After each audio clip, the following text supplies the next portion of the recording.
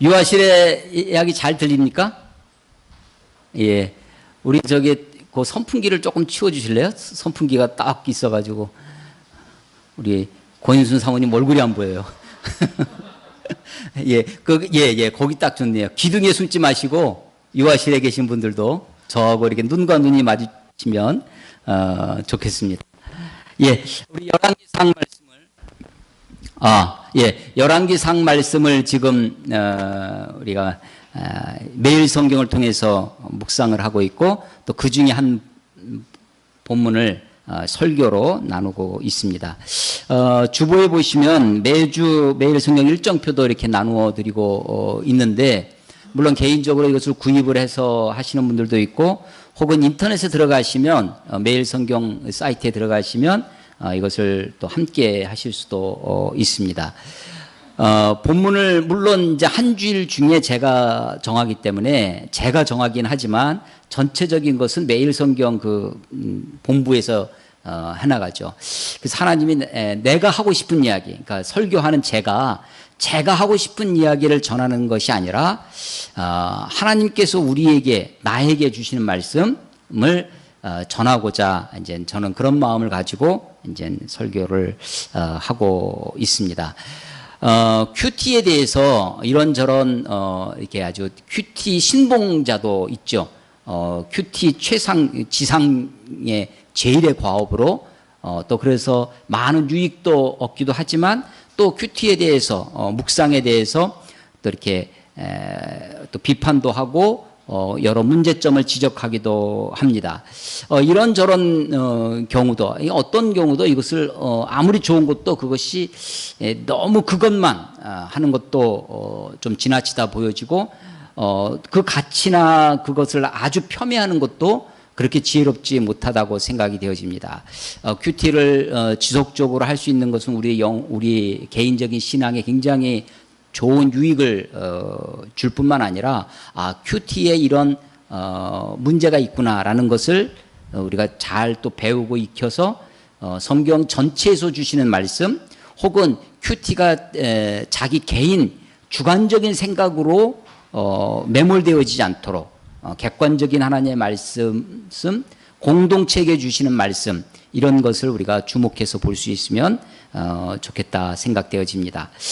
목사가 여러분의 담임 목사가 매일 성경을 이렇게 같이 하고 또 매일 카톡으로도 여러분 보내드리고 하는데 이건 목사님이 할 일이고 나는 나대로 살겠다 해서 뭐 다른 본문으로 큐티를 열심히 하시면 그나마 좋은데 아예 뭐 신경 끄시고 덮어놓고 하시면 여러분들의 신앙이 성장하거나 또 그 말씀을 통해서 은혜를 나누는데 아마 쉽진 않을 것 같습니다. 한 공동체이기도 하고 여러분들이 큐티를 열심히 물론 하다 보면 뭐 기말고사 시험 보고 막 하다 보면 또 회사에도 바쁘고 하다 보면 일주일 7일을 꼬박꼬박 큐티를 제가 이제 매일 성경 큐티를 해보니까 주일날 아침이 조금 버거워요. 아마 그래서 한 6일 정도 했었으면 좋았을 것을 하는데 이 매일 성경 이 전통이 하루도 쉬지 않고 하거든요. 뭐 설날이 있던 추석이 있건 뭐 아무 상관없이 해서 조금 어려운 것도 있지만 그래도 여러분들이 꾸준히 하실 수 있다. 어제 못했다고 나는 그만둬야 되겠다고 포기하지 마시고 지난주에 못했다고 포기하지 마시고 다시 시작하고 날마다 새롭게 이렇게 시작할 수 있었으면 좋겠습니다. 열왕기 상하는 왕들의 이야기입니다. 왕들의 이야기예요. 왕들의 이야기를 기록한 성경의 책이 열왕기 상하가 있고 또 역대기 상하가 있습니다.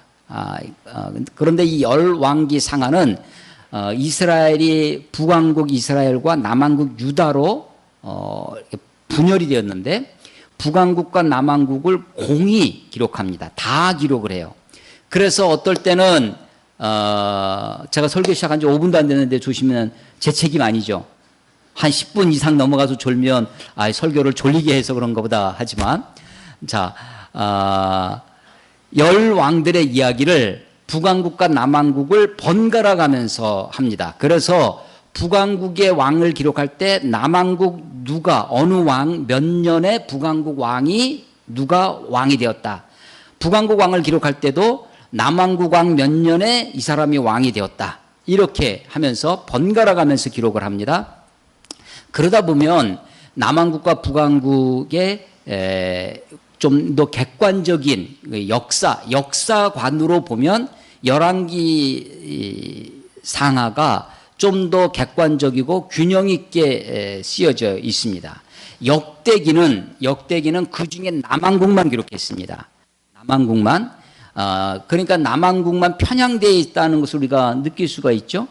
그런데 남왕국만 기록하게 된 것이 특별히 유다 지파, 다윗의 혈통, 메시아 가계, 메시아가 오시는 그것을 중심으로 기록되어 있습니다. 그러다 보니까 왕들의 이야기만 써 있는 것이 아니라 예수님이 오시게 된, 메시아가 오게 된 왕들 이야기 전부터 저 앞에 아담 때부터 이야기를 하면서 왕들의 이야기를 좀 자세히, 그것도 다윗과 솔로몬 시대를 좀 더 자세히 기록되어져 있는 것이 역대기가 됩니다.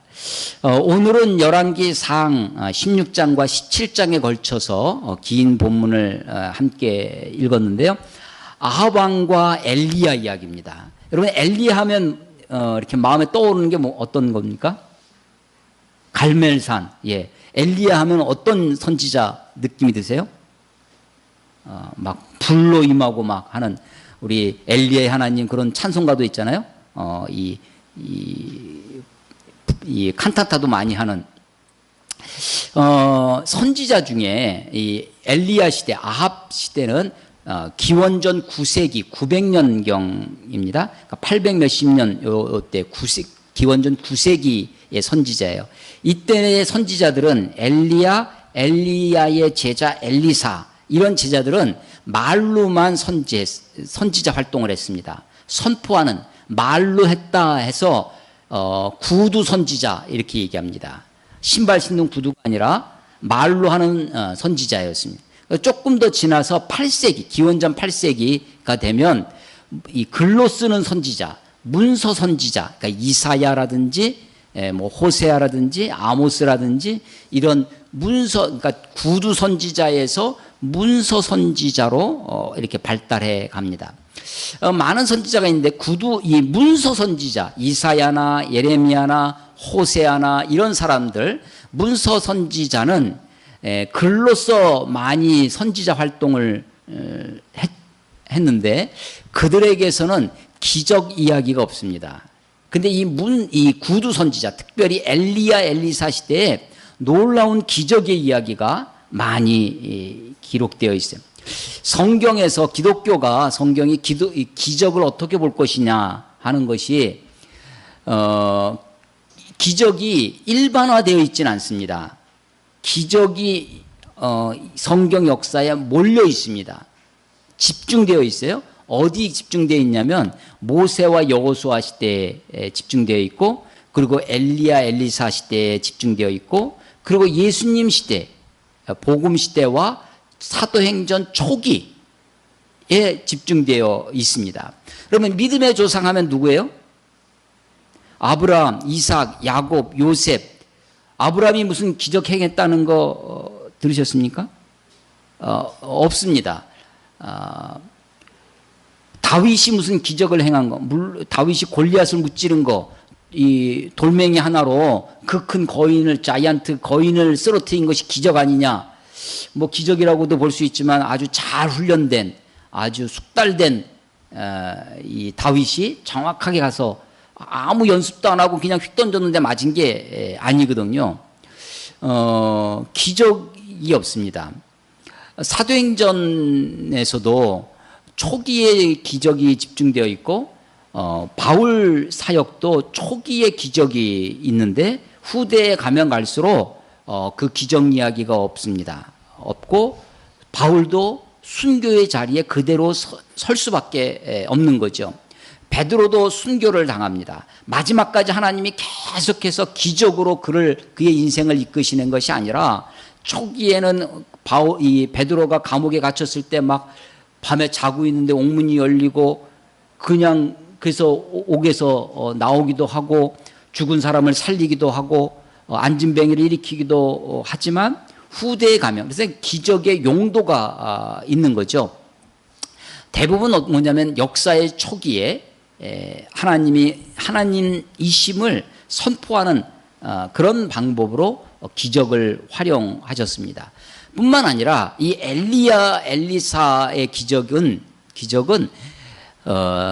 바알 숭배가 창궐했던 시대에 우리 기도하신 분이 영적 전투를 이렇게 말씀하셨는데 바로 그런 아주 첨예한 영적인 전투의 장에 있어서 바울 숭배가 가장 창궐했던 시대에 이 바알 숭배와 더불어서 엘리야 엘리사가 기적을 행하고 있는 것을 이제 보게 됩니다. 그 아합 왕 시대의 이야기입니다. 열왕들의 이야기니까 왕들의 흐름을 잠깐 설명하겠습니다. 우리 PPT 보시면 왕들의 이야기입니다. 북왕국 이스라엘의 이야기입니다. 초대왕 여로보암이죠.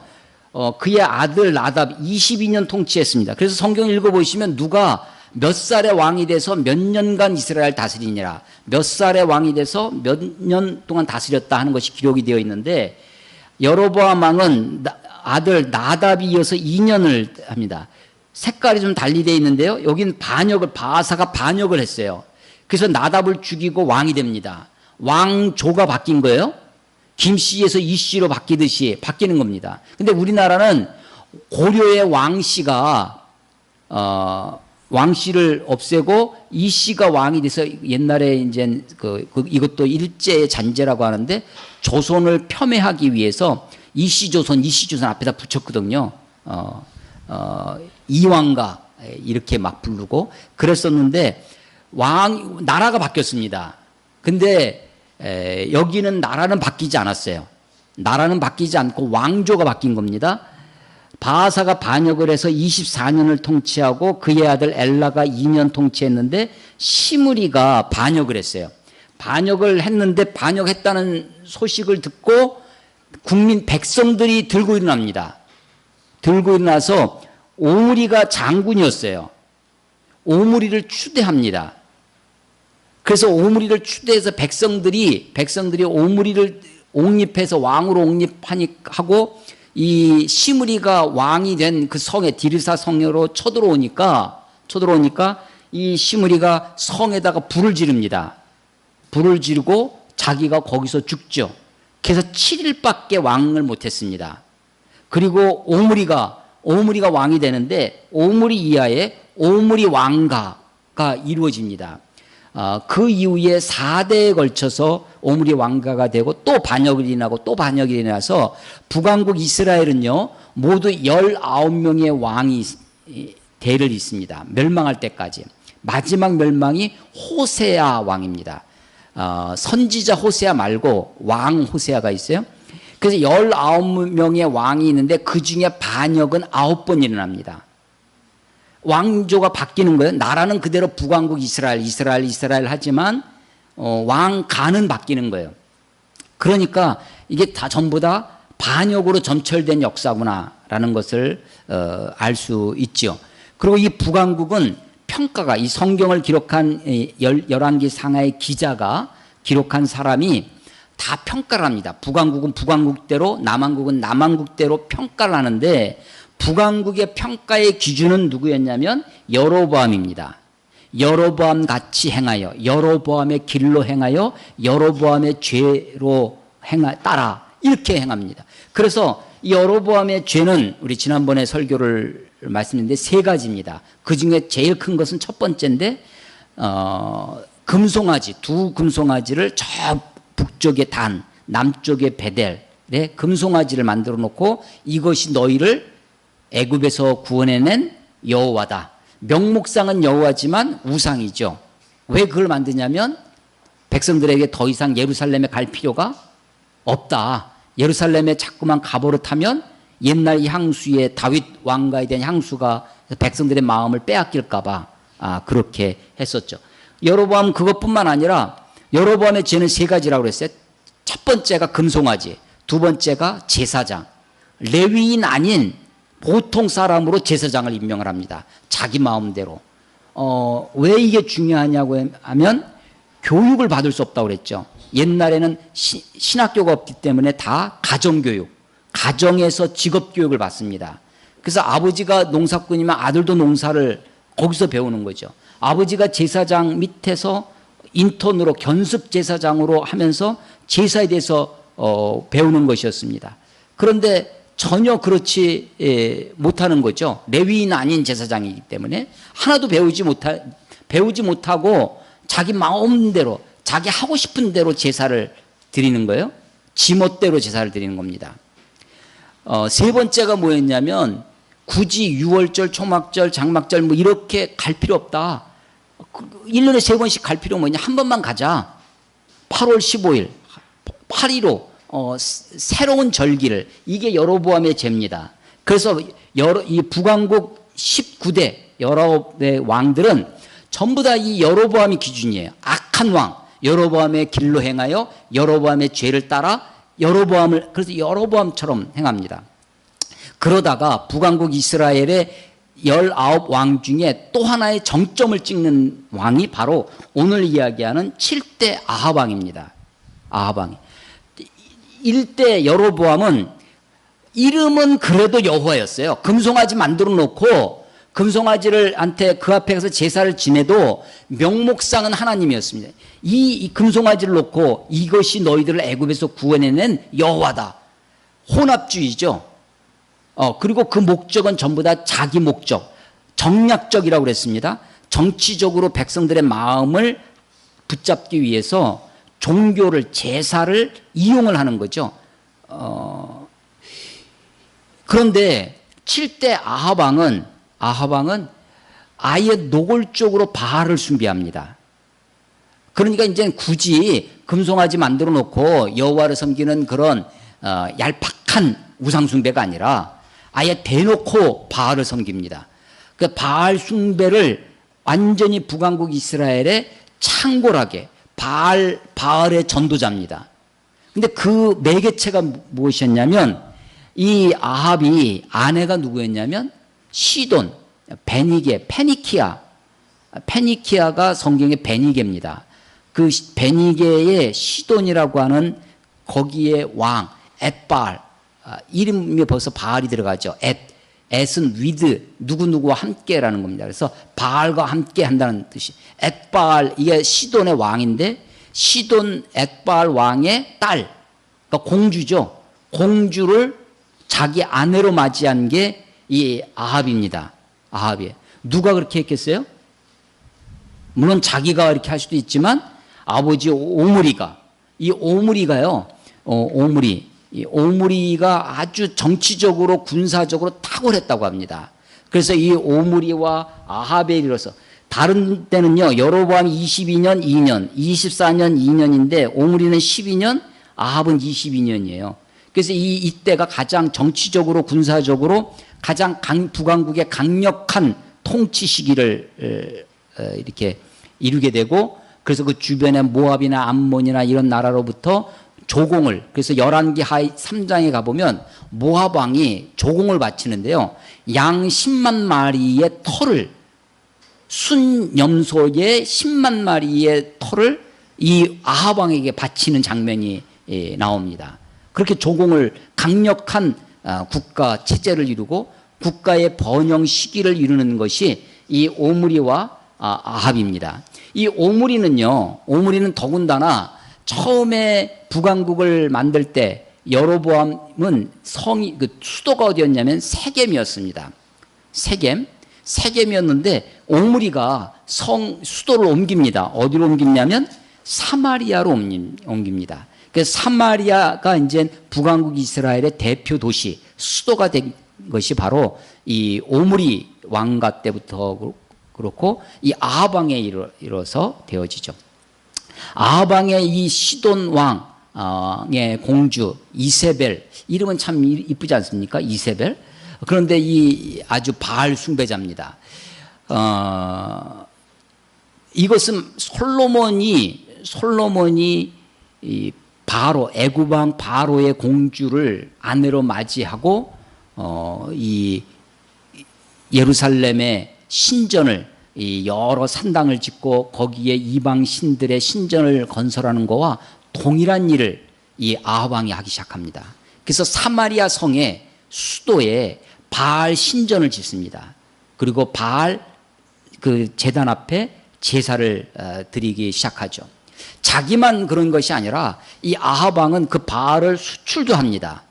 이 아합 왕이 남왕국 유다와 자기 딸 이름이 아달랴예요. 아합 왕의 딸.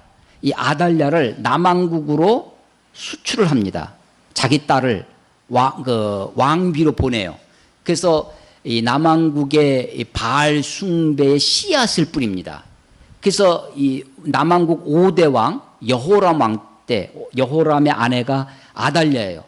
이 아달랴가 바알 숭배자죠. 그때부터 남왕국의 바알이 또 시작됩니다. 그 아들이 태어났어요. 그 아달랴 사이에서 이 아들이 왕이 됩니다. 근데 얼마 안에서 죽어요. 그래서 그 다음에 손자가 왕이 돼야 될 거 아니에요. 근데 자기 어머니 아달랴 누구냐면 아합 왕의 딸이죠. 이 아들을 죽여버립니다. 그리고 그 자기가 낳지 않았지만 왕의 아들들을 다 죽여버려요. 그리고 자기가 왕이 돼요. 여왕입니다. 남왕국 유다에 여왕이 한 명 있어요. 여자 왕이. 그게 바로 아합 왕의 딸입니다. 아달랴. 그리고 그 아달랴에 의해서 남왕국에도 바알 숭배가 창궐해집니다. 그런데 역사의 아이러니는요, 그 아들들 다 죽일 때 한 명이 살아요. 그 한 명이 나중에 제사장이 감추죠. 제사장이 숨겨가지고 이 아이가 클 때까지 그러니까 기다리고 있다가 거기서 대제장이 반역을 일으켜서 아달랴를 죽이고 그 자기가 키운 이 아들을 다윗 왕의 혈통을 따라서 그래서 이 남왕국은요 북왕국만 반역이 있었던 것이 아니라 남왕국도 반역이 있었어요. 근데 남왕국은요 희한하게 반역을 해도 반역을 일으킨 사람이 왕이 되는 것이 아니라 다윗 왕의 혈통을 따라서 아들을 세웁니다. 왕으로. 그래서 이 남왕국은 모두 20대 왕이 20명의 왕이 이어지는데 전부 다 다윗 왕의 혈통으로 이어집니다. 그러니까 북왕국과 남왕국의 차이가 되는 겁니다. 다음에 지도를 하나 보겠습니다.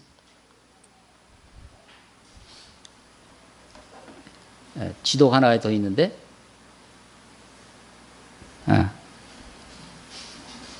한참 더 있어야 돼요? 예.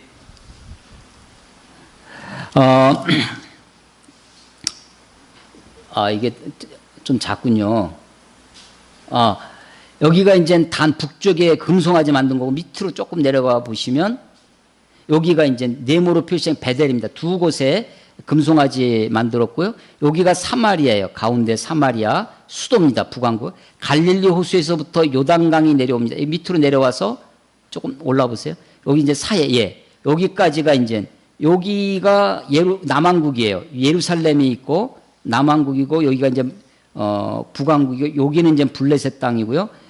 여기 요단강 동쪽에 길르앗이라고 있습니다. 길르앗. 여기 일대가 다 길르앗인데 길르앗 야베스, 길르앗 라못 그렇게 이제 불려지고 있어요. 여기가 시내가 하나 있는데 여기가 그릿 시내가 오늘 성경에 나오는 본문 중에 그릿 시내가 이야기가 나오죠. 다시 위로 조금 올라가 보세요.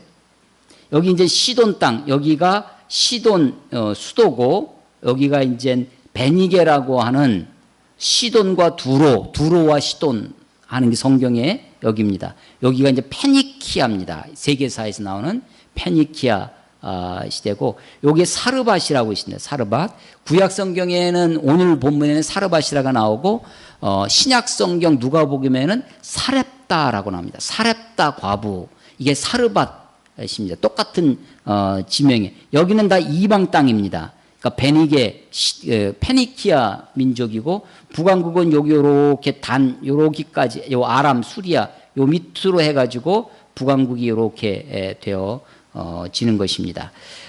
엘리야는 여기 이 길르앗 이쪽의 사람입니다. 이쪽의 사람인데 사마리아에 와서 아합 왕에게 지금 하나님의 심판의 메시지를 전하는 것입니다. 자, 다시 성경을 좀 보겠습니다. 오늘 16장 29절부터 시작되는데, 유다의 아사왕 제38년에 남왕국 그때 북왕국 오므리 아들 아합이 이스라엘 왕이 되니라. 오므리 아들 아합이 사마리아에서 22년 동안 이스라엘을 다스리니라. 오므리 아들 아합이 그의 이전 모든 사람보다 여호와 보시기에 악을 더욱 행하여, 그래서 이런 걸 보고 우리는 극악이라고 하는 겁니다. 극악한 왕입니다. 북왕국 이스라엘은 19대 왕이 있다고 그랬는데 전부 다 평가가 뭐냐면 하나님 보시기에 악하였더라. 하나도 예외 없이 북왕국은 다 악합니다. 남왕국은 그래도 간혹 선한 왕이 있었어요. 4대 여호사왕, 10대 우시야 왕, 13대 히스기야 왕, 또 16대 요시야 왕, 이런 왕들은 선한 왕으로 분류가 됩니다. 그런데 북왕국은요, 하나 예외 없이 다 악한 왕이에요. 그 중에 누가 좀 더 악했더라. 그 중에 이 아합 왕은 극악한 왕입니다. 그 이전에 어떤 왕보다 더 악했어요. 그의 아버지 오므리도 아주 더욱 악한 왕이었는데, 오므리보다 더 악한 왕이 아합 왕입니다. 아합 왕은 아주 탐욕스러운 왕이어서 자기 백성들이 가지고 있던 밭이 너무 좋으면 그 밭을 뺏지 않고선 견디지 못하는, 그게 누구냐면 대표적인 것이 나봇의 포도원입니다. 포도원을 뺏는 거죠. 아니, 사실은 이것은 이방 나라 같으면 아무 문제가 아니에요. 다 왕거니까. 그런데 이스라엘은 그렇지 않습니다. 이스라엘은 왕은 왕이어도, 왕이 어떤 왕이냐면 다 율법 밑에 왕입니다. 백성들을 섬기라고 세워준 것이 왕이지 백성 위에 군림하라고 한 것이 왕이 아니에요. 근데 시돈의 공주 이세벨은 자기 남편이 그 나봇의 포도원을 좋아하는데 그거를 처음에는 그걸 팔아라 했죠.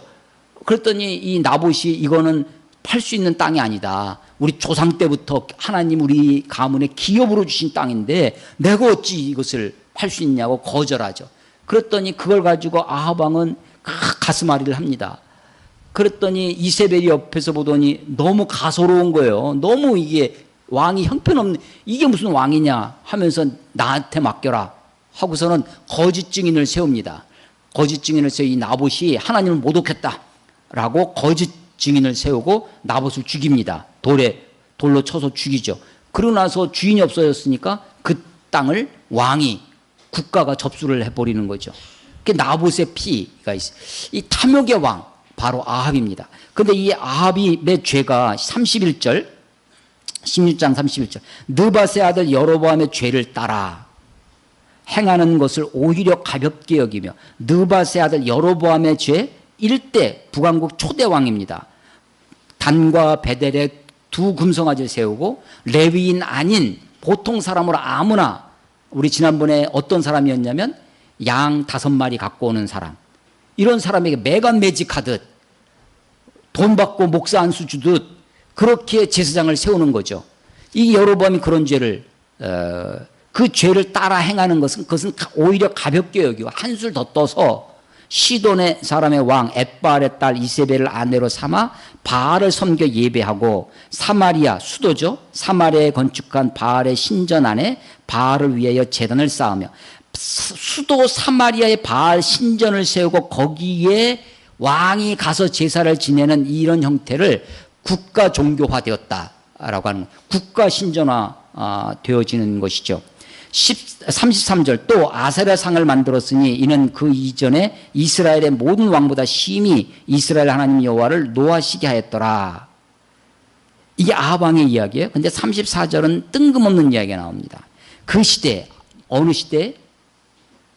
아합 왕 시대에, 그 시대에 베델 사람 히엘이 여리고를 건축하였는데 그가 그 터를 쌓을 때 맏아들 아비람을 잃었고 죽었다는 이야기입니다. 그 성문을 세울 때 막내 아들 수굽을 잃었으니 여호와께서 눈의 아들 여호수아를 통하여 하신 말씀과 같이 되었더라. 이것은 여호수아 6장 26절의 말씀이 그대로 이루어진 것입니다. 여호수아가 여리고 성을 무너뜨릴 때 다 아시죠? 여리고 성을 하루에 한 바퀴씩 돌고 마지막 날 일곱째 날은 성을 7바퀴 돈 다음에 성을 향하여 외쳤습니다. 그러니까 성이 무너졌어요. 무너져서 여리고 성을 정복을 하죠. 그때 하나님이 이 성은 너희들이 무너뜨린 것이 아니라 내가 하나님의 싸움이죠. 그래서 그 전쟁의 노획물, 여리고 성의 다른 노획물은 다 백성들이 나누어 갔습니다. 근데 여리고 성의 노획물은 하나도 예외 없이 전부 다 하나님께 바치도록 했습니다. 그런데 그것을 꼭을 친 사람이 있어요. 그것을 감춰서 자기 텐트 밑에, 장막 밑에 감추고 있다가 다음번 전쟁 때 하나님이 노해서 전쟁에서 집니다. 그게 누구냐면 아간이라고 하는 사람이죠. 신할 땅에 외투 몇 벌, 금 몇 개를 그 노획물을 가져다가 자기 그 여리고 성을 하나님이 무너뜨렸을 때 하신 말씀이 이 성을 다시 세우려고 하는 사람, 터를 닦는 사람은 터를 닦을 때 맏아들이 죽고 성문을 세울 때 막내 아들이 죽을 것이다. 여호수아 6장 26절의 예언의 말씀이었는데 500년 후에 약 500년 후에 아합 왕 때 이 여리고 성을 건축하려다가 맏아들이 죽고 막내 아들이 죽었다라는 이야기입니다. 그래서 여호수아를 통해서 하신 말씀이 그대로 이루어졌다라는 것인데 500년 동안 그 말씀을 지키고 하나님의 말씀을 무섭게 여겨서 여리고성 재건을 꿈꾸지 않았던 이 사람들이 아합 시대에 오니까 어떻게 되냐면 하나님 말씀을 우습게 여기는 겁니다. 하나님 말씀을 가벼이 여기는 거예요. 그래서 그 여리고에다가 성을 재건하는 겁니다. 지금도 이스라엘 성지에 가면 여리고를 합니다. 그 여리고는 지금 여리고는 신약 시대 여리고입니다. 신약의 대표적인 사건이 키가 작은 삭개오가 돌감람나무, 옛날 성경에는 이 뽕나무라고 번역되어 있던 그 나무 위에 올라가서 예수님을 만났던 사건이 여리고성의 사건이죠. 그게 신약시대 여리고입니다. 그리고 이것은 구약시대 여리고입니다. 그 인근에 따로 있습니다. 그걸 텔 여리고라고 해서 고고학적으로 발견이 되어 있어요. 그 여리고가. 그러니까 이 시대의 34절 한 절은 그 시대상을 이야기해 줍니다. 무슨 얘기냐? 아합 왕만 여로보암의 죄를 우습게 여기고 바알 숭배를 막 하는 그런 것이 아니라 일반 백성들까지도 하나님 말씀을 우습게 여기는 시대가 되어졌다라고 하는 것이죠. 그런 속에 나라는 경제적으로 군사적으로 번영의 시대였습니다. 그 시대에 하나님의 사람 엘리야가 17장에 들어서 하나님의 심판의 메시지를 전하는 것입니다. 17장 1절 보겠습니다. 길르앗에 우거하는, 아까 지도 기억나세요? 요단강 동편입니다. 요단강 동편에 길르앗 지방에 우거하는, 거기서 살고 있던 디셉 사람 엘리야가 아합 왕에게 말하되, 아합 왕에게 그 요단 동편에서 외치면 들을까요? 어떻게 말해야 되겠어요? 가서 어디로 갔을까요? 사마리아 성 수도에 갔겠죠. 요단강을 건너오는 거예요. 길르앗, 아까 지도 기억하셔야 돼요. 요단강 동편에 있던 길르앗에서 요단강을 건너와서 사마리아 수도에 있는 아합에게 와서 이야기하는 것입니다. 17장 1절, 내가 섬기는 이스라엘 하나님 여호와께서 살아계심을 두고 맹세하노니 내 말이 없으면 수년 동안 비도 이슬도 있지 아니하리라. 이렇게 얘기하는, 내 말이 없으면 수년 동안 비도 눈물도 없다는 겁니다. 뭐죠? 비도 이슬도 없는 겁니다. 피도 눈물도 없다. 뭐 이 얘기가 지금 생각이 나가지고. 비도 이슬, 여러분, 이 땅은요, 비가 안 와도 사실 이슬만 있어도 식물이 자라는 지역이에요. 이슬이, 헐몬의 이슬, 시편에 그 이슬에 대한 이야기가 많이 나오는데, 일교차가 심한 나라에서 낮에 비가 안 왔는데도 이른 아침에 새벽에 이슬이 맺힙니다. 그리고 지금은 그 이슬을 모으는 기술도 생겨났어요. 그래서 비가 안 와도 이슬을 모아서 물을 만듭니다. 이슬을 놔두면 해가 지면 이슬이 없어지죠. 그러니까 그 이슬이 없어지기 전에 이슬을 모아서 이 모으는 기계가 있더라고요. 그래서 비도 안 오는데 땅도 파지도 않았는데 물을 모아서 식수로 쓰고 농사에 사용하는 그런 기술까지 발달했습니다. 그런데 비도 안 오고 이슬도 그것도 수년 동안 이 농경사회에서 이렇게 되면 이 나라는 어떻게 돼요? 망하는 거죠. 우리식으로 하면 대한민국에 3년 동안 원유가 공급되지 않았다. 3년 동안 연거푸 매일매일 주식 한가를 치더라. 아니면 3년 동안 환율이 1년에 한 번씩 배로 뛰어서 지금 1,200원 하는 것이 2,400원 됐다. 막 이렇게 계속 되어지는 거죠. 지금 금융사회, 자본주의 사회에 우리가 이것이 익숙하지 않은데 3년 동안 비가 오지 않고 이슬도 없으면 이 농사는 완전히 망하는 겁니다. 저는 이제 군대에 있을 때 이 훈련을 받으면서 한 달, 두 달씩 야외에서 텐트 치고 산 적이 있어요. 그땐 그야말로 시냇물, 위로 올라가서 밑에서 병사들이 목욕하고 있어요. 그럼 위로 혼자 올라가서 목욕하고 혼자 거기서 수통에 물 받아오고 그 시냇물로 한두 달 살아본 경험들이 있습니다. 특히 홍천 11사단 부대에 있을 때 그런 경험들이 몇 번 있었는데 이게요, 한 달, 이게 잠깐 일주일, 3박 4일 이렇게 나가서 텐트 치고 훈련하고 오는 거와 한 달씩, 두 달씩 야외 생활하면요, 생활 패턴이 완전히 달라집니다. 생각도 달라지고요. 하늘 쳐다보고 사는 게 이게 보통이 아닙니다. 근데 지금 이 농경사회에서 기원전 837년경입니다. 그때 3년 동안 비도 이슬도 오지 않은 거예요. 근데 이거를 지금 왕한테 가서 선포하는 겁니다. 지금 나라가 어떤 나라냐면 경제적으로 부강합니다. 군사적으로 안정되어 있어요. 번영의 시대인데 지금 뭘 하고 있는 거냐면 저주를 선포하는 겁니다. 이 나라에 내가 와서 말하기 전까지는 비도 이슬도 없. 그 얘기를 딱 들었을 때 아하방이 처음에 반응은 어떻게 했겠어요? 저놈 잡아라, 막 죽여라, 처음에 아마 가소롭게 여겼을 것입니다. 지가 와서 떠들어도 웬 미친놈이 와가지고 그랬겠지 하고서는 신경도 쓰지 않았을 것입니다. 그런데 비가 안 오는 것이 계속되어질 때 온 나라를 뒤져서 엘리야를 찾는 거죠. 자, 이게요, 우리는 뭐가 익숙하냐면 축복을 선언하는 것이 익숙합니다. 목사가 교회에서 축복에 대한 이야기를 하는 것이 이것은 쉽습니다. 편안합니다. 그리고 듣는 사람도 잘 듣습니다. 축복합니다. 이게 익숙하고 그게 편안하죠. 그런데 지금 이 엘리야는 뭘 하고 있는 거냐면요, 저주를 선포하고 있는 겁니다. 하나님의 심판의 메시지를 전하는 것입니다. 여러분, 이 엘리야의 이야기가 야고보서에 또 나와요. 야고보서 5장에 보면 5장 17절 18절에 보면 엘리야는 우리와 성정이 같은 사람이로되, 엘리야는 기본적으로 성품이 우리와 똑같은 사람이라는 거예요. 성정이 같은 사람이로되 그가 비가 오지 않기를 간절히 기도한즉, 비가 오지 않기를 간절히 기도했대요. 간절히 기도한즉 3년 6개월 동안 땅에 비가 오지 아니하고 다시 기도하니 하늘이 비를 주고 땅이 열매를 맺었느니라.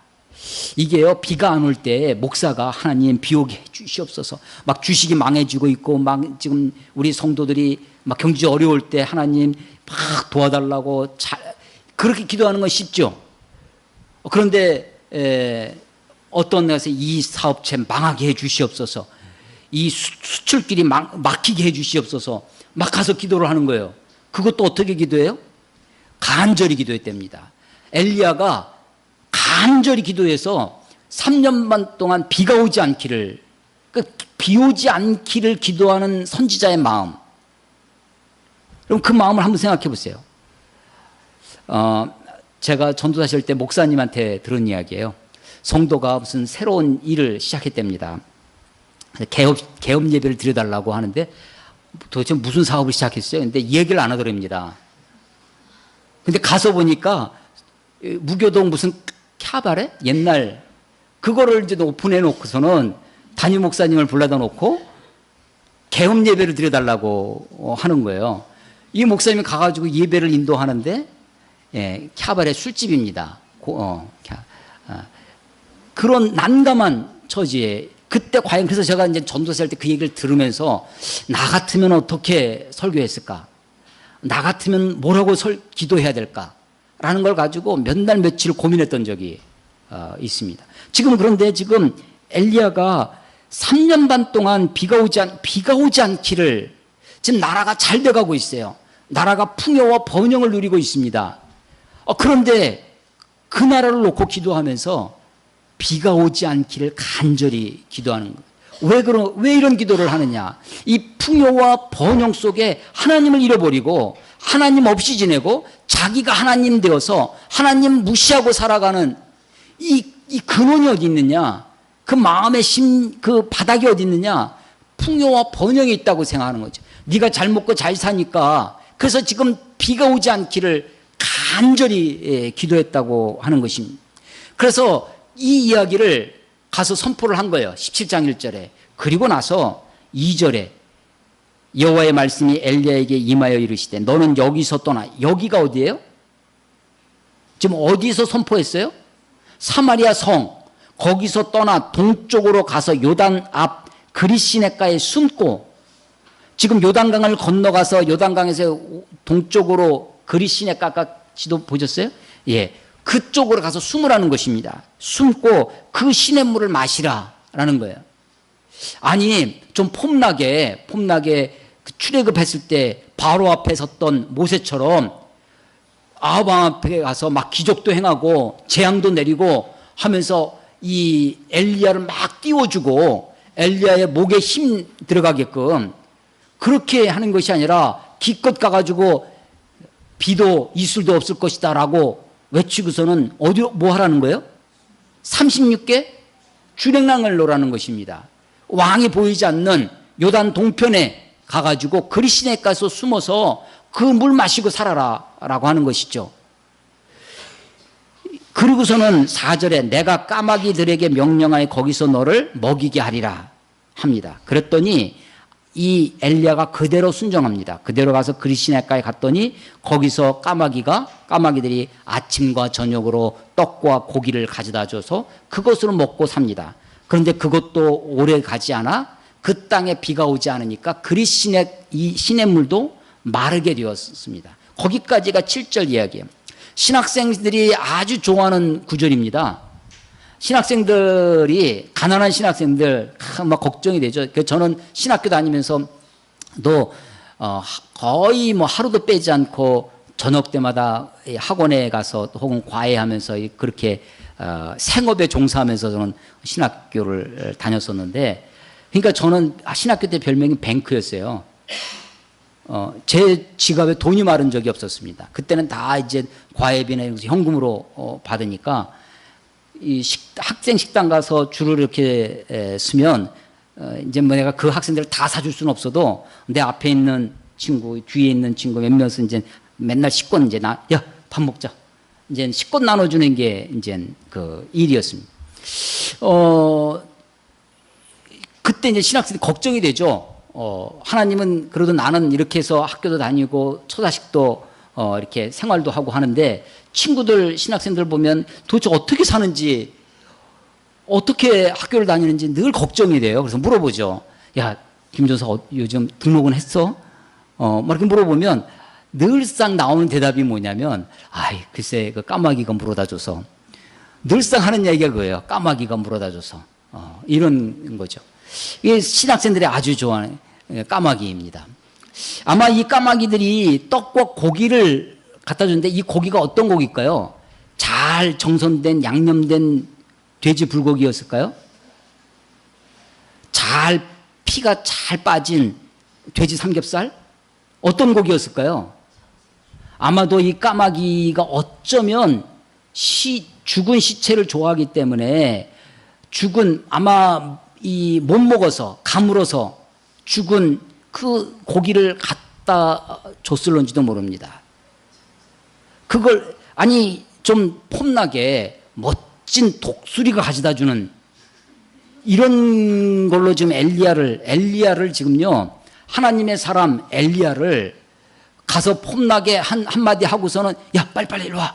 너 저쪽으로 가서 동쪽으로 가서 그리시네 가서 숨어 있어라. 내가 너 까마귀 통해서 먹여줄게 하면서 맨날 썩어가는 고기 그걸로 사는 겁니다. 시냇물 받아 먹어가면서 그렇게 연명을 하는 거죠. 근데 그 시냇물마저 마르게 되었습니다. 그랬더니 8절 이하의 과부 얘기가 나옵니다. 시돈 땅 사르밧으로 가서 아까 우리 지도 생각나시죠? 저 북쪽에 지중해 연변에 있는 우리 세계사의 어디라고요? 페니키아, 성경의 베니게, 그 시돈의 공주가 누가 됐어요? 아합 왕의 왕비가 된 겁니다. 이세벨이 된 거예요. 자, 거기서부터 뭐가 들어왔어요? 바알 숭배가 들어왔습니다. 지금 그리시네가 그 시냇물마저 마르게 되었으면 사마리아 그 고원지 사마리아 이 땅은 이미 다 척박한 땅이 되었을 것입니다. 그제서 아합이 어떻게 돼요? 이게 지금 누구 때문이라는 거예요? 엘리야 때문이라는 거죠. 그러니까 엘리야를 막 이잡듯이 찾고 있는 거예요. 근데 엘리야가 계속 그리시냇물이 흐르면 거기서 물 마시고 살았을 텐데 이제 그리시네가 그 시냇물마저 마르니까 어떻게 해요? 다른 곳으로 가야 돼요. 그런데 어디로 가냐면 바로 왕비 이세벨의 고향 시돈으로 보내는 겁니다. 그러니까 이건 완전히 이게 하나님이에요. 하나님의 해악이. 그러니까 바알 숭배의 본고지 시돈 땅에 그곳으로 보내는 겁니다. 그곳에 이 과부에게로 보내는 거예요. 아니 이것도 이 폼나는 부잣집으로 보낸다든지 과부도 여러 과부가 있을 거 아니에요? 아니 좀 돈 많은 대기업의 CEO의 부인을 만나게 하든지 좋은 돈줄이 있는 그런데 이것은 이 과부는요 10절에 보니까 성문에 나가서 나뭇가지를 주어요. 나뭇가지를 줍는 나무를 해올 힘도 없는 과부였던 것 같습니다. 떨어진 나무 쪼가리 주워다가 그런데 엘리야가 그 모습을 보고 청하건대 플리즈 하는 거죠. 청하건대 물 좀 조금 가져다가 내게 마시게 해라 했더니 이 과부가 나무 쪼가리 줍던 과부가 그걸 내려놓고 그 이야기에 순응해서 물을 뜨러 갑니다. 그 모습을 보고 물 좀 달라는 그 말에 물 뜨러 가는 아마도 여기도 쉽지 않았을 것입니다. 가뭄이. 그런데도 그 여인의 모습을 보고 또 한 번 청하는 거죠. 11절에 청하건대 내 손에 떡 한 족을 내게 다오. 물 뜨러 가는 그 모습 보고 그 순종하는 모습을 보고 한 번 더 부탁하는 것입니다. 떡을 달라고. 근데 이제서 이 부인이 이 과부가 하는 얘기죠. 우리 지금 가루 한 움큼 12절 이하는 지금 주보에 실지를 않았는데 그 뒷이야기는 이렇습니다. 우리 집에 가루 한 움큼 있다. 떡 만들 가루. 그리고 기름 한 병 있는데 지금 내가 나뭇가지 주워다가 그거 마지막으로 해먹고 마지막으로 나와 우리 아들이 그걸 해먹고 이제 먹고 그 위에 죽으려 한다. 라고 하는 이야기를 하는 거예요. 그랬더니 그 다음에 엘리야가 걱정하지 마라. 두려워하지 마라. 내가 시키는 대로 그것을 가지고 떡을 해서 나부터 먹게 해라. 그래서 했더니 그 다음에 그 집에 그 가루가 계속해서 떨어지지 않았고 그 기름이 떨어지지 않아서 그 과부와 그 집이 물통해서 이 엘리야가 계속해서 이 시돈 땅에 머물 수 있었습니다. 3년 반 동안. 그 이야기가 뒷부분 27장 이하에 나오는 겁니다. 하나님의 사람 엘리야를 하나님이 먹이시고 보호하시는 방법이 참 희한합니다. 저에게 이제 아까도 제가 광고 시간에 말씀드렸지만 우리 함께 생활하던 이현희 전도사 이제 지금은 이제 다른 교회에 가서 거기서 안수를 받으니까 제가 마음에 신학교 대학 군대 갔다서 복학하면서부터 우리 교회 나오기 시작해서 신학교 졸업하고 전도사하면서 제가 다 지켜본 사람이 마지막 안수는 다른 지방에 가서 안수를 받는 거예요. 그래서 이제 마음이 조금 서운함이 좀 있더라고요.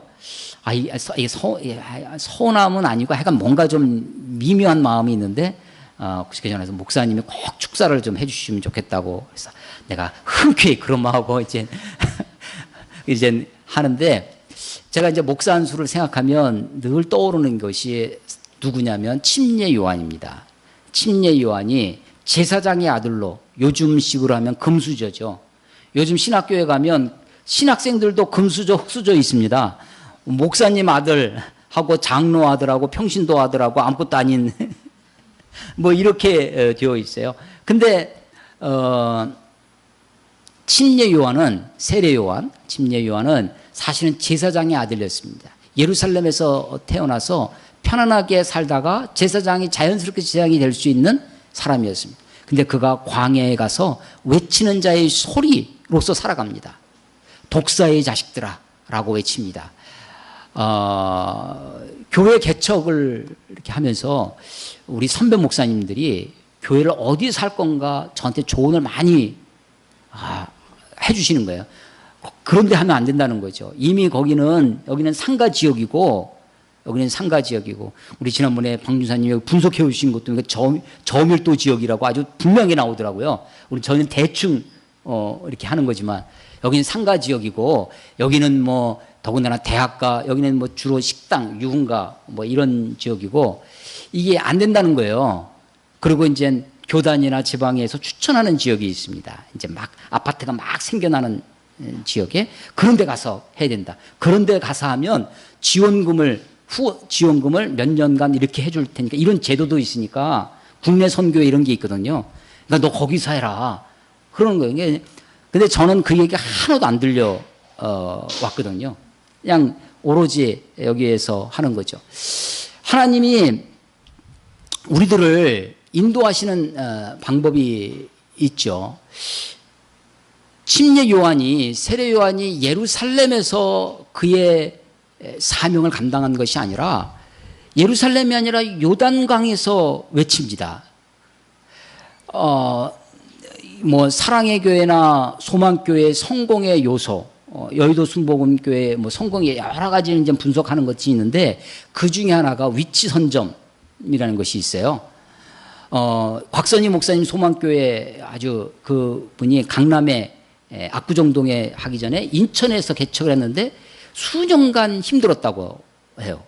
그래서 자기가 꼭 이렇게 이야기하시는 것이 있어요. 그러다가 강남에 와서 자기랑 강남 사람들이랑 잘 맞고 또 강남이 압구정동이 막 일어나면서 교회가 이렇게 대형 교회로 부흥하게 됐다. 이제 이런 얘기를 하시는 거죠.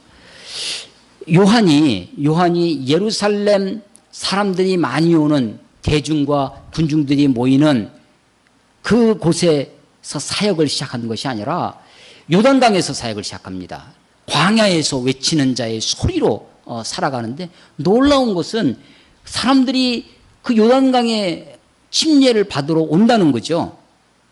근데 자기한테 오는 사람을 환영하고 웰컴 하면서 환영하면서 뭐 아무나 와도 좋소 막 하는 것이 아니라 이 독사의 자식들아 막 하는 거예요. 오는 사람들한테. 이미 도끼가 나무 뿌리에 놓였느니라 라고 얘기를 하는 거예요. 어떻게 그렇게 할 수 있나? 어떻게 저런 삶을 살 수 있나? 라고 하는 거죠. 물론 하나님이 그에게 주시는 말씀들이 있었을 겁니다. 요한에게 주시는 위로부터 내려오는 하나님의 특별한 계시가 있었을 거예요. 그런데 그의 삶을 보면요. 메뚜기와 석청, 어디서 완전히 유기농 아주 좋은 것만 먹었네.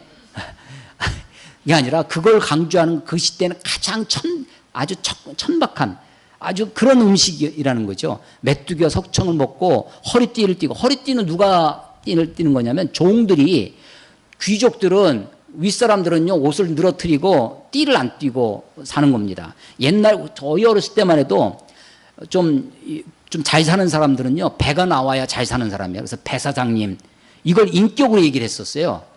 20년 전, 30년 전에는.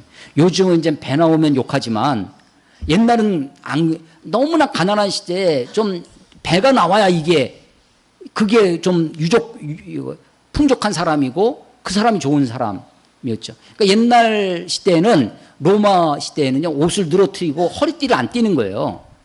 그런데 메뚜기와 석청을 그리고 가죽띠를 신고 그렇게 신고 다니. 만약에 요즘 시대로 이야기를 하면 60평, 80평 아파트에 살면서 고급 외제 승용차를 끌고 다니면서 수억 원짜리 골프 회원권을 가지고 있는 목사가 과연 성도들을 향하여 그런 침례요한, 세례요한 같은 그런 메시지를 전할 수 있을까? 물론 해외여행 다니고 선교지 다니면서 힘들고 피곤한 것도 있지만 남들은 100몇십만 원짜리 비즈니스 그 여행도 타기 힘든데 한 번에 가는데 1000몇백만 원짜리 그 좌석을 끊고 여행을 다니는 목사가 과연 성도들에게, 그러니까 그 자기는 떡집을 하면서 어렵게 이렇게 해서 정말 하나님께 귀한 마음을 가지고 11조와 선교헌금을 드렸는데 그 헌금을 가지고 목사는 비즈니스 완전히 퍼스트 클래스에 그걸로만 여행을 다녔다는 그런 거죠. 골프 회원권을 가지고 1년에 그 회원 와서 체크한 날짜로 보니까 100몇십 일을 체크가 되어 있는 거예요. 골프장에. 그럼 도대체 목회는 언제 하고?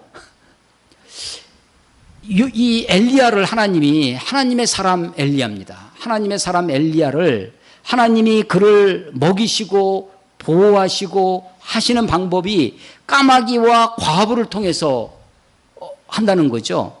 엘리야를 하나님이 그를 막 멋지게 그냥 폼나게, 우리는 하나님의 어느 옛날에 제가 경향신문을 어떤 교단 모임에 이 사람이 취재를 간 거예요. 어디서 회의가 있다고 하니까. 근데 그 모이는 장소의 주차장을 보고 이 기자가 쓴 거예요. 아니, 회의 내용을 쓴 게 아니라 주차장을 보는데 다 목사님들이 모였는데 전부 다 고급 승용차, 외제차로 가득한 주차장을 보고 우리나라의 현 실태를 이야기를 하고 있는 거죠. 아무리 거기서 회의장에서 중요한 이야기, 멋진 이야기를 해도 자기 귀에는 그게 그렇게 들리지 않는 거죠. 하나님이 이 엘리야를 먹이시고 보호하시고 이끄시는 모습이 까마귀로 과부를 통해서 그렇게 먹이시고 이끄시고 하는 모습을 보게 됩니다. 그런데 이 부분이 누가복음 4장에 보면 이 예수님의 공생의 초기 사역, 첫 사역을 나사렛에서 하십니다. 자기가 자라나신 곳이니까 나사렛 회당에서 성경을 가져다가 딱 마침 그게 이사야서였습니다. 마침 그게 이사야 53장 고난받는 종의 메시아의 이야기를 읽습니다. 그리고서는 이 글이 너희들에게 응하여졌느니라 라고 하시면서 벌써 이 나사렛에 있는 고향 사람들이 있죠. 예수님이 어렸을 때부터 성장해 왔던 것을 다 보고 자란 사람들입니다. 어쩌면 예수님보다 더 나이 많아서 홀리게 시절부터 예수님을 봤던 사람들이었을런지도 모릅니다. 그 예수님이 그 얘기를 이사야의 이 말씀이 너희 귀에 응하였느니라 라고 하는 이야기를 듣는 순간 이 고향 사람들, 나사렛 사람들이 머리가 휙 도는 거죠. 아니 저놈이 어떻게 저런 말을 할 수 있냐, 지가 뭐라도 되는 것처럼. 그 예수님이 곧바로 하시는 말씀이 선지자가 고향에서 환영을 받는 일이 없다 라고 하시면서, 그러면서 하시는 말씀이 바로 이 사르밧 과부의 이야기를 하십니다. 사르밧 과부 이야기, 그게 누가복음 4장 24절 이하에 보면 거기는 사렙다 과부로 되어 있어요. 사렙다, 사르밧 같은 곳입니다. 내가 진실로 너에게 이르노니 선지자가 고향에서 환영을 받는 자가 없느니라. 내가 참으로 너에게 이르노니 엘리야 시대에 하늘이 3년 6개월간 닫히어 온 땅에 큰 흉년이 들었을 때 이스라엘의 많은 과부가 있었으되 엘리야가 그중 한 사람에게 보냄을 받지 않냐고. 이스라엘에 많은 과부가 있었는데 그 사람에게 보내지 않고 오직 시돈 땅에 있는 사렙다 한 과부의 뿐이었느니라 라고 얘기를 합니다.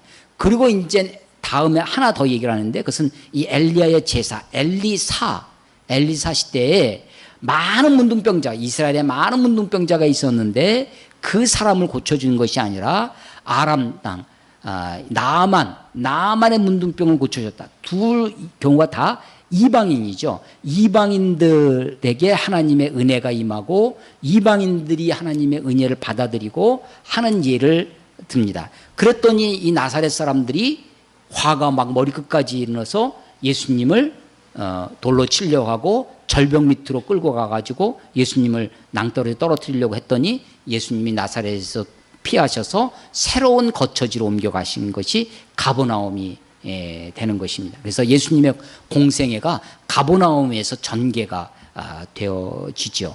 자, 사렙다 과부 이야기를 저는 뭐라고 전했냐면 하나님이 엘리야, 하나님의 사람, 하나님의 선지자, 심판의 메시지를 전하는 이 멋진 선지자를 기껏 까마귀로 먹이시고 과부를 통해서 그렇게 그를 보호하시고 공개하셨다라는 이야기를 전했는데 예수님은 또 다르게 이야기를 누가복음 4장에서 하고 있습니다. 제가 이제 이 본문을 성경을 이렇게 읽으면서 저도 이제 설교하는 사람, 저도 이제 제 설교 반성을 많이 하거든요. 반추가 뭐냐면 이 반추동물 위가 4개 있는 소 있잖아요. 이걸 반추한다. 이걸 끌어올리는 거죠. 다시 씹어서 다시 이걸 반추하는 겁니다. 저도 제 설교를 이제 반추하고 반성을 하는데 제 설교가 여러분이 뭐 수년간 들어보셔서 그렇지만 제 설교가 기승전결이 별로 없어요. 그러니까 어떤 논리를 가지고 기승전결 딱 이렇게 하는 것이 아니라 제 설교가 사실은 주저리입니다. 이야기식 좋게 포장을 하면 이야기식 설교예요. 이야기. 그런데 제가 오늘 이렇게 본문을 이렇게 보면서 아니 오므리 왕과 아합의 이야기에서도 하나님은 내게 말씀하시는 것이 있고 이 아합이 여로보암의 죄를 따라 혹은 그것을 가볍게 여겨서 시돈 땅 이세벨을 아내로 맞이하고 바알 신전을 만들고 하는 데서도 하나님 내게 주시는 깨달음이 있고요. 34절에 여리고성을 건축하는 그 이야기에서도 하나님의 교훈은 있고 17장 1절에 와서 심판의 메시지를 전하는 것도 그렇고 아니 이걸 제가 아무리 뒤집어 봐도 기승전결로 어느 것 하나가 이렇게 얘기할 수 있는 것이 아니에요. 그래서 전하는 건 저지만 은혜를 주시는 것은 우리 하나님이고 여러분들이 제 이야기를 설교를 들으면서 어느 부분에 대해서 어떻게 은혜를 받으실런지 또 그것은 하나님이 은혜를 주시고 여러분들이 그것을 받아 먹는 거죠. 그런데 신약에 와서 이 본문을 가지고 아까 제가 엘리야 이야기 야고보는 뭘 강조했냐면 간절히 기도하는 것을 강조했습니다. 엘리야 이야기를 통해서 이 이야기를 통해서 간절히 3년 반 동안 비가 오지 않기를 기도했다. 그리고 나서 다시 기도해서 비가 오게 됐다. 병든 자를 위하여 기도해라. 교회 장로들을 불러다가 기도해라. 기름을 바르고 기도해라. 이게 야고보서 5장의 이야기입니다. 기도의 강조에 있어요. 누가복음 4장에서는 이 사렙도 과부를 통해서 나사렛 사람들이 예수님을 배척을 했는데 이 사렙도 과부 이야기와 나만 장군의 이야기를 통해서 이방인이 하나님의 복음을 하나님의 은혜를 받아들이고 하나님 앞에 나왔던 이야기를 하고 계시는 거죠. 아니 여러분 엘리야 이야기는 신약에 또 나옵니다. 이 마태복음 17장에 가면 예수님이 변화산에 올라가세요. 거기서 예수님의 얼굴이 광채를 띠고 영광스러운 모습으로 트랜스포머 되셨습니다. 완전히 트랜스피규어, 완전히 그 형상이 그렇게 많이 눈이 휘둥그레졌죠. 그런데 보니까 그때 누가 있었냐면 예수님만 있는 것이 아니라 모세와 엘리야가 있었습니다. 그때 예수님의 제자들 3명이 있었는데 베드로와 요한, 야고보 3명이 그 자리에 있었어요. 베드로가 내뜸하는 이야기가 주여 여기가 좋사오니 초막 셋을 짓고 하나는 주를 위하여 하나는 베드로를 위하여 아니 모세를 위하여 하나는 엘리야를 위하여 하사이다 라고 초막 이야기를 합니다. 그러면서 예수님이 하시는 말씀이 마태복음 17장에서 메시아가 오기 전에 그리스도가 오기 전에 엘리야가 와야 한다는 말씀을 하세요. 그래서 마태복음 17장에서의 이 엘리야는 어떤 엘리야냐면 그리스도 메시아의 오심을 예비하는 선구자로서의 그 사명을 감당하는 주의 오실 길을 예비하는 사람으로서 엘리야를 얘기합니다.